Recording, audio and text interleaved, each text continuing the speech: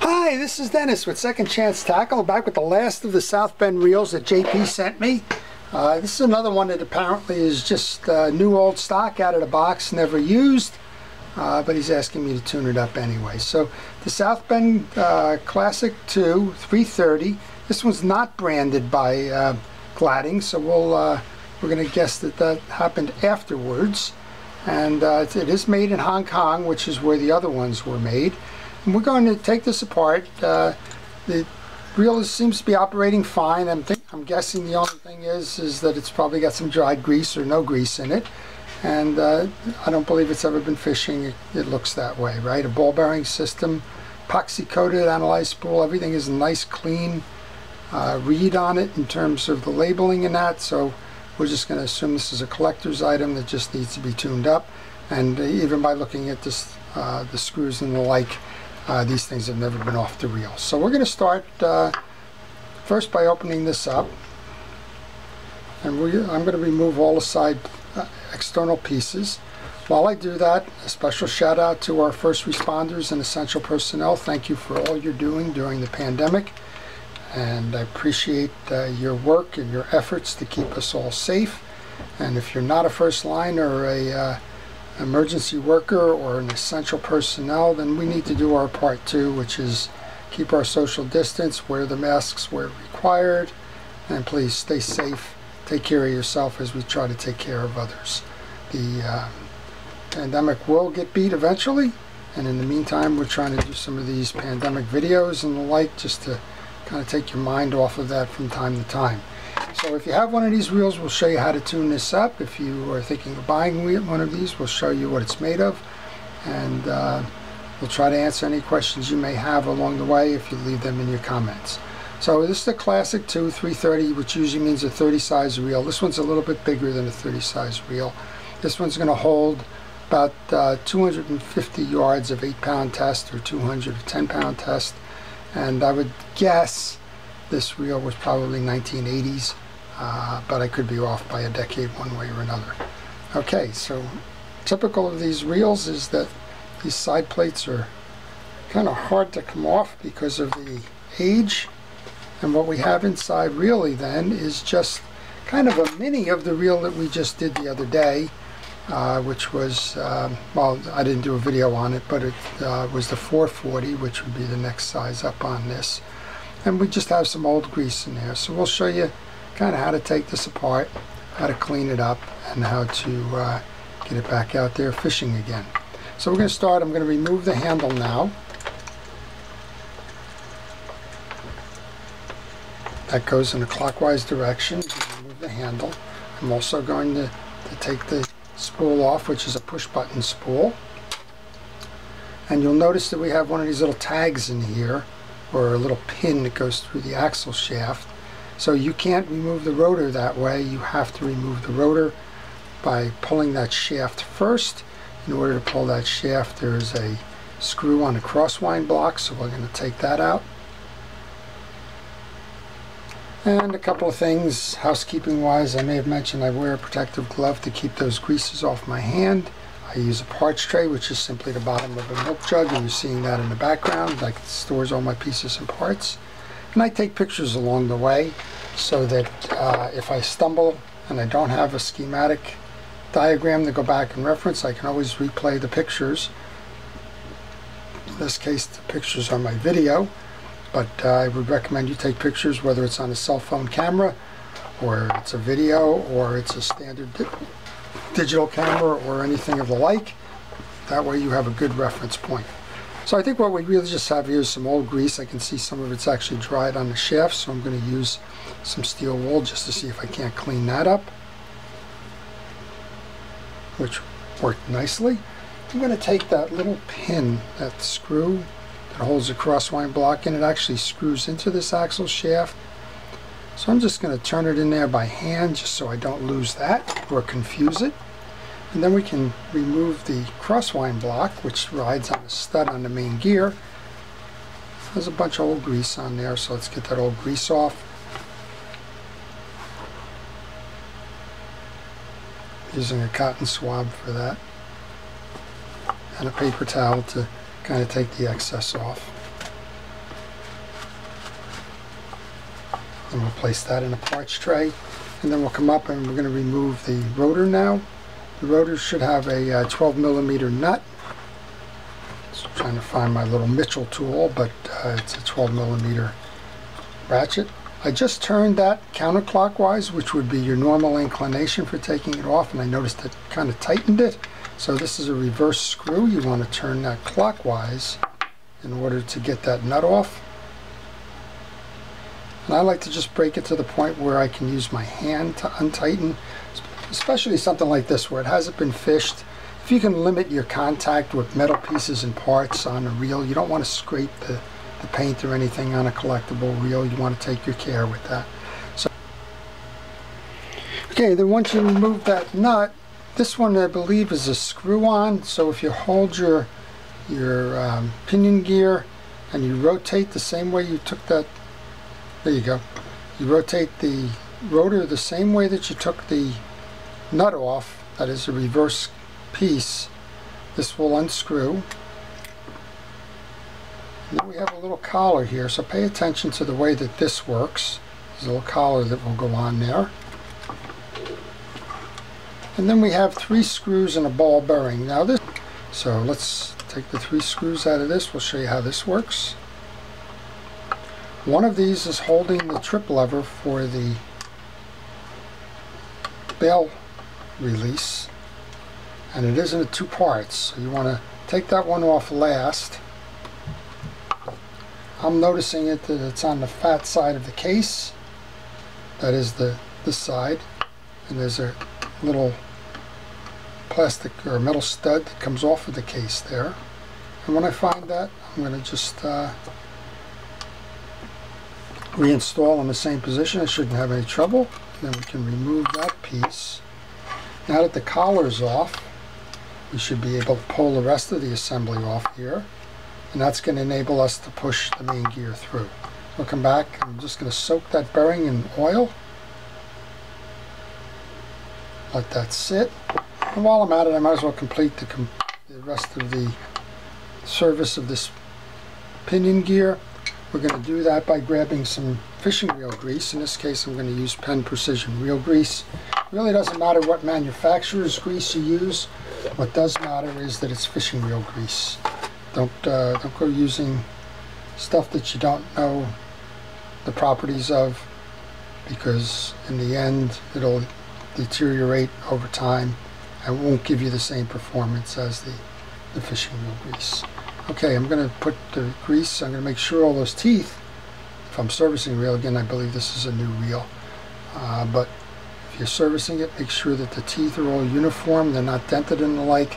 Get grease in those channels, and we can remember, put that right there.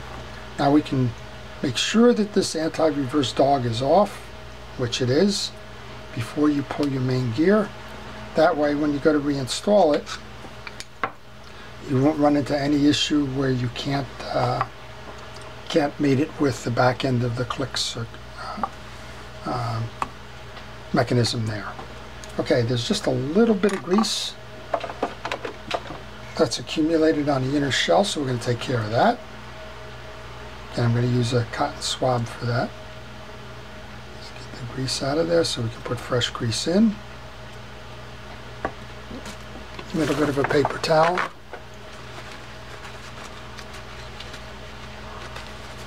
And we have a nice clean case there.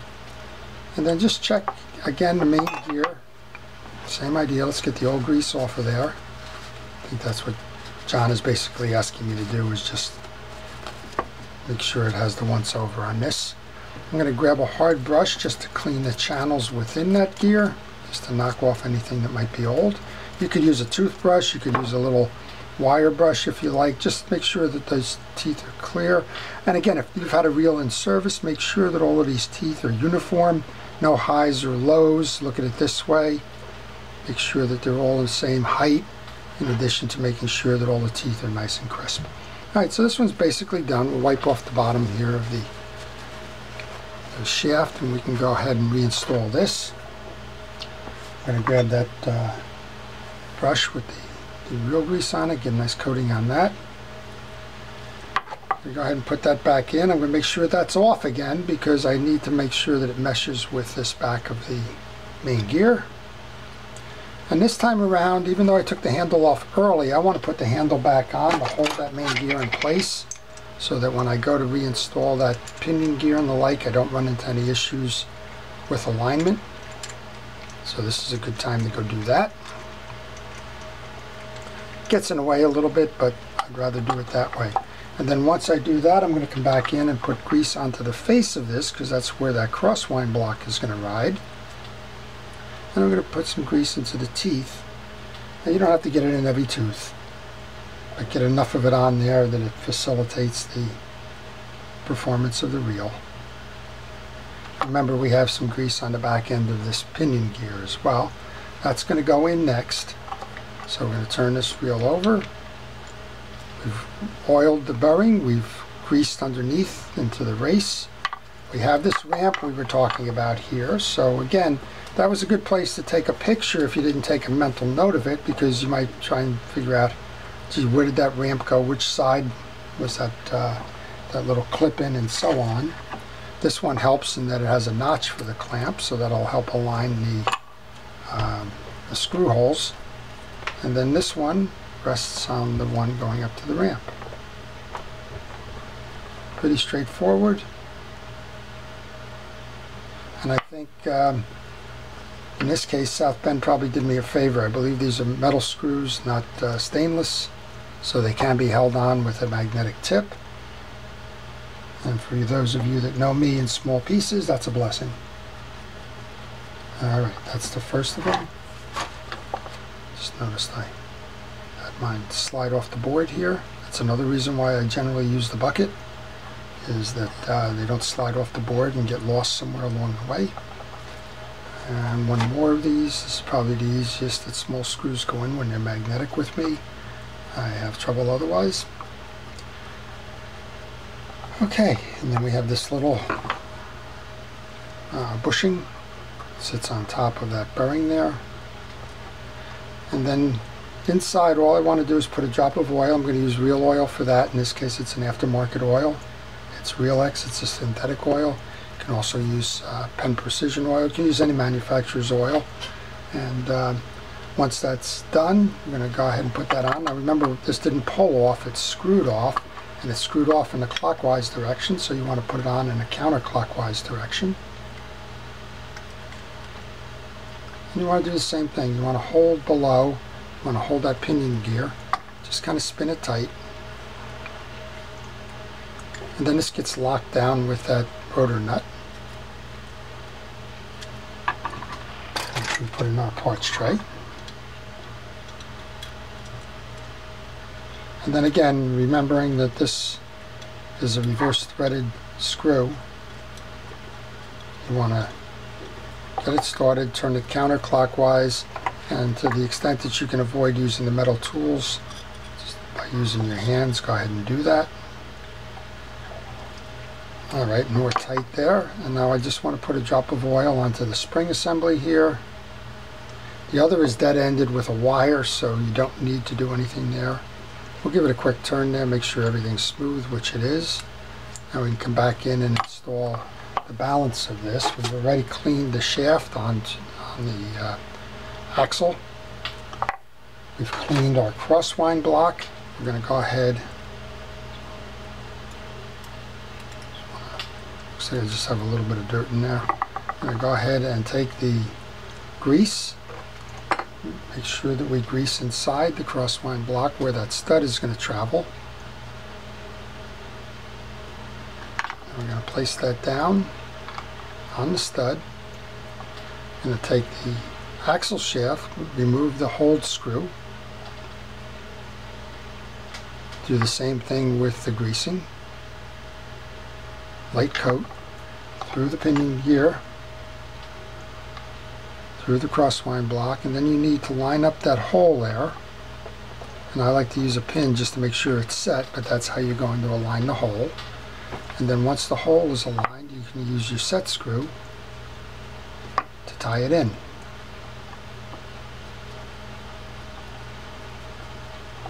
And then one final test before we kind of wrap this up, we want to make sure that it's turning nice and smooth. And what we have is an error here that I made. I have the crosswind block upside down, so I need to switch that around. So this is a good place where if you weren't kind of on your game about this, you would go back to your pictures. So this belongs flat. I'm going to do that again.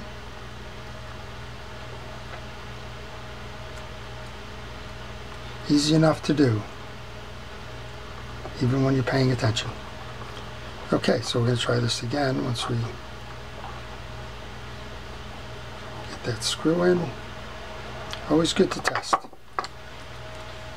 And now you'll notice the travel never leaves that carrier there. That's what I was noticing before. When I had this pinned the other way, this was coming out of the carrier, which said something obviously was wrong. Okay, now we can go ahead and put that side plate back on.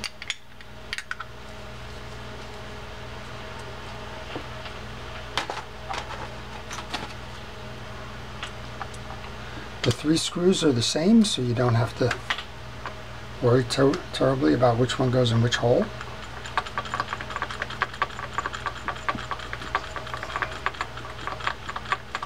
And again, they're metallic, so if I needed to, I can just kind of set them on the end of my metallic screwdriver here, and my magnetic screwdriver, not metallic. And all would be good.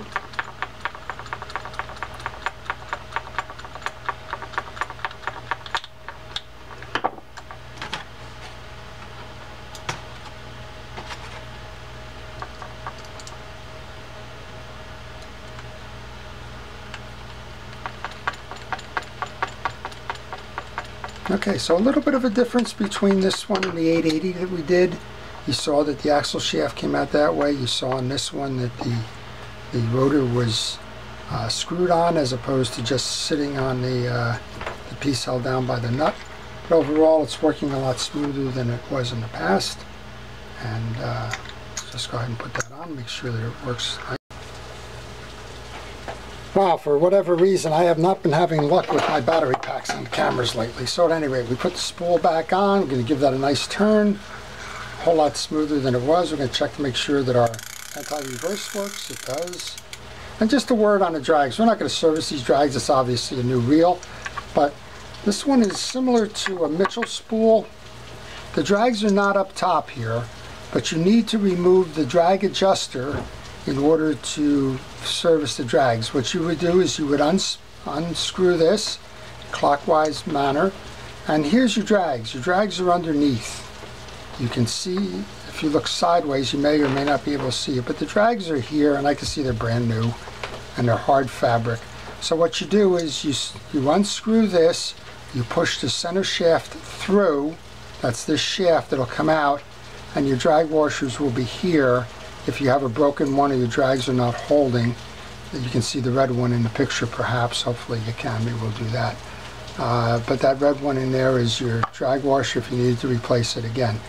Pull that off, push the shaft through, remove the bad drag washer, put a new drag washer on. That's how you would service that. But again, this is brand new, so there's no need to go do that. But a beautiful reel nonetheless. And another one that John can be proud of. So this is the South Bend Classic 2. It's the 330 model. This one obviously is new in the box, or new old stock, or whatever you call them, and haven't been used. Beautiful collector's piece. Now you know how it's made. If you're searching for one of these, then you know what the internals look like. It's a nice strong reel. If you have one of these, you now know how to service it. Remember a couple of things that are different about this reel versus the one that we just did. And if you have any questions, please leave them in the comments. I try to reply to all. If you have a reel that needs to be serviced, I do service reels by mail if you're not up to doing it yourself. The whole idea behind these videos is to teach you how to service them, but I also do the repairs and do the tune-ups as needed. So you can contact me by email on the business card that follows. Again, if you're a first responder, thank you so much for everything that you do. I do appreciate your efforts during the pandemic. And together we will get through this. So this is Dennis with Second Chance Tackle. Thank you for watching.